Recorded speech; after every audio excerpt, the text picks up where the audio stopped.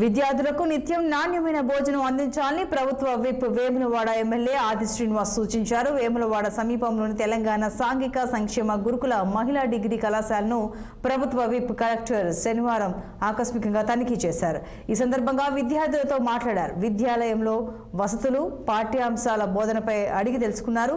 అనంతరం భోజనాలకు వినియోగించే కూరగాయలు, వస్తువులను సిద్ధం చేస్తున్న ఆహార పదార్థాలను పరిశీలించారు. బియ్యం నాణ్యతను తనిఖీ చేశారు. అనంతరం ప్రభుత్వ విప్ మాట్లాడారు. విద్యాలయంలో స్వచ్ఛత, పరిశుభ్రత పాటించాలని, మెనూ ప్రకారం భోజనం అందించాలని సూచించారు ఆది శ్రీనివాస్.